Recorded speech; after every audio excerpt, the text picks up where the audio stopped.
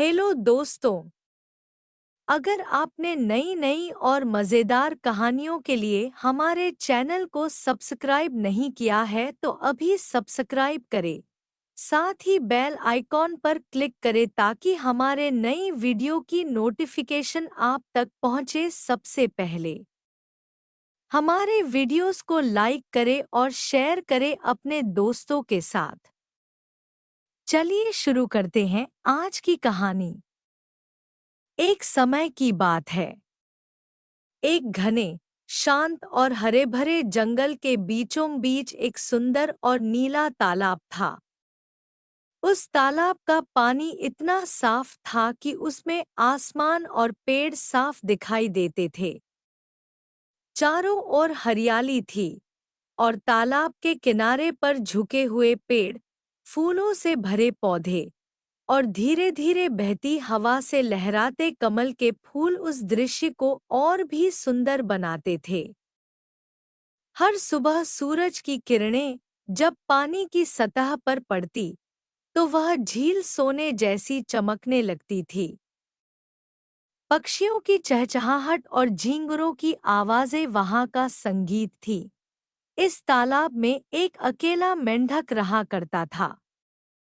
उसका नाम था गोपी।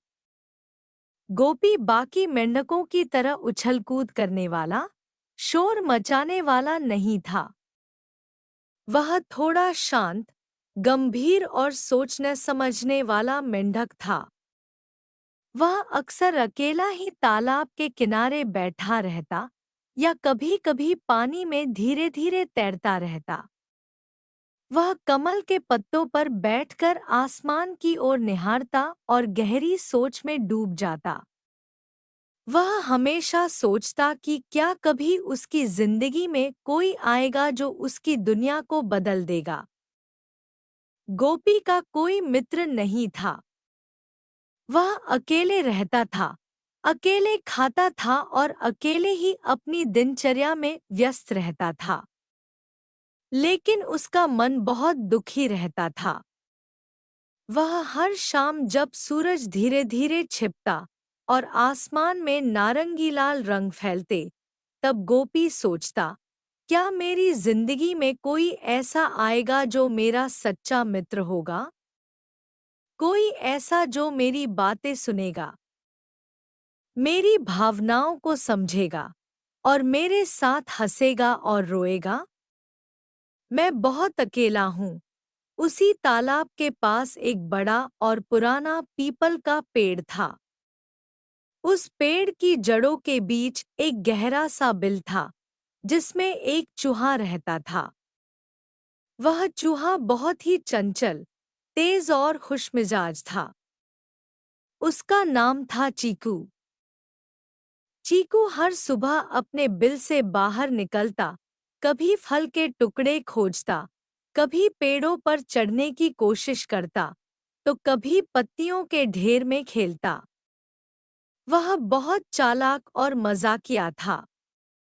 उसकी जिंदगी मस्ती से भरी थी। वह हर चीज को उत्साह से देखता और हर नए अनुभव को अपनाने को तैयार रहता।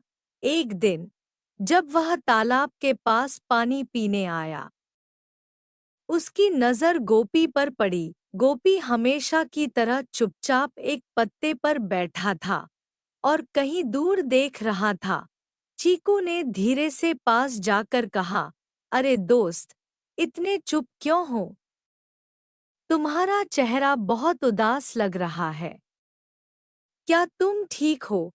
गोपी ने धीरे से सिर उठाया और कहा, मैं ठीक हूँ, लेकिन अकेला हूँ।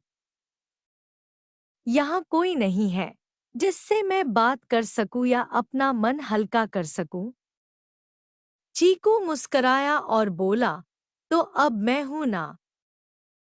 चलो, आज से हम अच्छे दोस्त बन गए। जब भी तुम अकेला महसूस करो, मेरे पास आ जाना।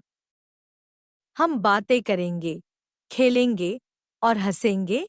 गोपी को विश्वास नहीं हो रहा था कि सच में किसी ने उससे दोस्ती का हाथ बढ़ाया है। वह बहुत खुश हुआ। उसकी आंखों में चमक आ गई। उसने कहा, धन्यवाद, चीकू। मुझे सच में एक दोस्त की जरूरत थी। उस दिन के बाद से गोपी और चीकू हर रोज मिलते। सुबह हो या शाम, दोनों की दोस्ती दिन ब दिन गहरी होती जा रही थी। गोपी तालाब से रंग-बिरंगे कंकड़, पत्थर और छोटी मछलियों के बारे में बताता। चीकू जमीन पर दौड़ते कीड़े, पत्तियों की कहानियां और जंगली फूलों की जानकारी साझा करता। वे घंटों बातें करते, कभी पेड़ की छांव में बैठकर, कभी तालाब के किनारे चलते हुए, कभी कमल के पत्तों पर खेलते हुए। वे अपने सपनों की बातें करते।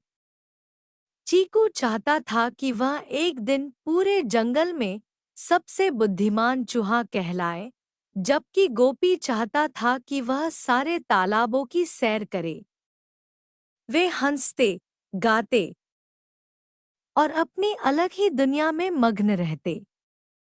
कभी-कभी वे साथ में फल खाते, खेल खेलते या एक दूसरे को कहानियां सुनाते। एक दिन गोपी को एक विचित्र विचार आया। वह सोचने लगा कि अगर कभी चीकू कहीं चला जाए और वह उससे बात करना चाहे, तो कैसे बुलाएं? उसने चीकू से कहा, दोस्त, क्या तुम एक मजेदार उपाय सुनना चाहोगे? चीकू ने उत्साह से कहा, हाँ हाँ, जरूर बताओ। गोपी ने कहा, क्यों न हम दोनों अपने अपने पैरों में एक रस्सी बांध लें? जब भी मुझे तुम्हारी जरूरत होगी, मैं रस्सी को खींचूंगा। तुम समझ जाना कि मैं तुम्हें बुला रहा हूं। और जब तुम्हें मेरी जरूरत हो, तो तुम रस्सी खींचना। इस तरह हम कभी दूर नहीं होंगे। चीकू को यह उपाय बहुत रोचक और अच्छा लगा। उसने कहा, वाह, यह तो बड़ा अनोखा विचार है। मैं तैयार हूँ। दोनों ने एक मजबूत लता ढूंढी और अपने अपने पैरों में उसके छोर बांध लिए। अब वे और भी जुड़ गए थे। अब उनकी दोस्ती सिर्फ दिल से नहीं, एक रस्सी की डोर से भी बंध गई थी। अब उन्हें हमेशा एक दूसरे की मौजूदगी का एहसास रहता था। कुछ दिन तक सब कुछ ठीक रहा। दोनों अपनी दुनिया में मस्त थे। लेकिन किस्मत को कुछ और मंजूर था। एक दिन दोपहर में, जब सूरज तेज चमक रहा था और सारे जीव अपनी अपनी छाव में आराम कर रहे थे, एक बड़ा और भयानक बाज आकाश में उड़ रहा था। उसकी नज़र कुछ खाने की तलाश में थी। उसे जमीन पर कुछ हिलता डुलता दिखा। वह चीकू था, जो घास में कुछ खोज रहा था। बाज की आंखें तेज थी और उसने बिना देर किए झपट्टा मारा।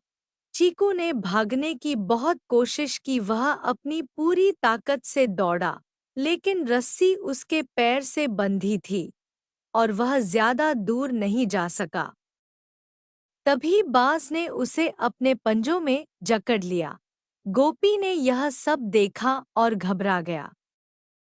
उसने जल्दी से पानी में छलांग लगाई ताकि वह रस्सी खींचकर चीकू को बचा सके। लेकिन हुआ उल्टा। रस्सी खींचने से चीकू और तेजी से पानी की ओर खींचने लगा। चीकू पानी में गिरा और छटपटाने लगा। वह तैरना नहीं जानता था।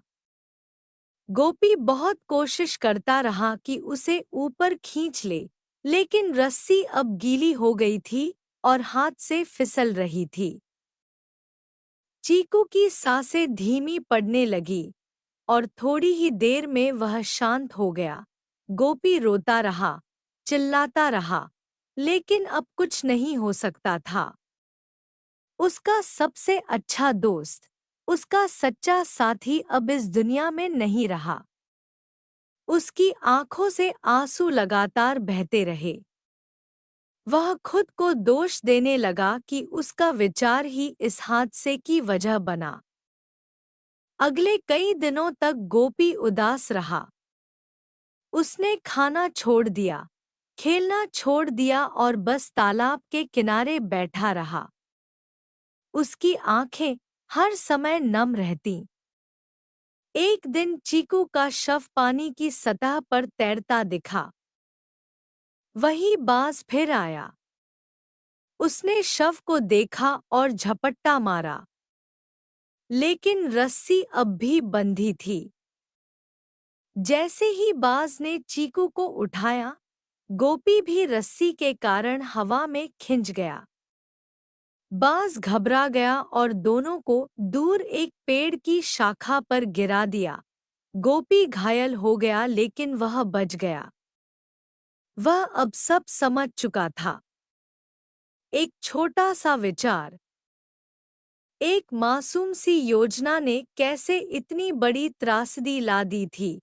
कई दिनों बाद, जब गोपी थोड़ा ठीक हुआ, उसने एक स्मृतिशिला बनवाई।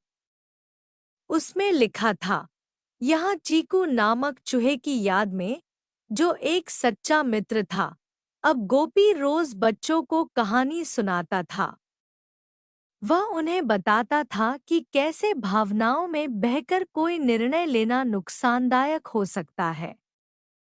वह समझाता था कि दोस्ती में समझदारी और जिम्मेदारी भी जरूरी होती है। वह कहता था, दोस्ती का मतलब सिर्फ साथ हंसना रोना नहीं, बल्कि यह भी समझना है कि हमारे निर्णय दोस्त के जीवन को कैसे प्रभावित कर सकते हैं। उसकी बातें सुनकर सभी बच्चे और अन्य जीव उससे सीख लेते और चीकू को याद करते। चीकू अब इस दुनिया में नहीं था, लेकिन उसकी यादें, उसकी हंसी, उसकी बातें अब जंगल की हवा में गूंजती थी। दोस्तों, इस कहानी से हमने सीखा, सच्ची मित्रता में समझदारी जरूरी है। दोस्ती केवल साथ रहने या बातें करने से नहीं बनती। उसमें जिम्मेदारी, समझदारी और एक दूसरे की भलाई के बारे में सोचने की भावना भी होनी चाहिए। हर निर्णय सोच समझ कर लेना चाहिए। भावनाओं में आकर लिए गए निर्णय कभी-कभी दुखद परिणाम दे सकते हैं। जैसे रस्सी बांधने का विचार मासूम था, लेकिन अंत बहुत भयानक हुआ। छोटी बातों की अनदेखी बड़े संकट में बदल सकती है। कभी-कभी जो चीजें हमें सामान्य लगती हैं, वही किसी और के लिए बड़ी परेशानी बन सकती हैं। इसलिए हर पहलू को ध्यान से देखना जरूरी होता है। संकट से सीख लेकर आगे बढ़ना ही जीवन है। जीवन में दुहा खाते हैं, लेकिन उनसे टूटने की बजाय उनसे सीख कर कुछ अच्छा करना सच्चा जीवन होता है। जैसा कि गोपी ने किया, मित्रों की याद और शिक्षाएं हमेशा साथ रहती हैं। चीकू तो चला गया, लेकिन उसकी यादों ने बाकी सबको और भी जोड़ दिया और उन्हें जीवन में सही राह दिखाई। आज की कहानी में इतना ही। हमारे चैनल को सब्सक्राइब करें। मिलते हैं अगली कहानी में टेलबाजी के साथ।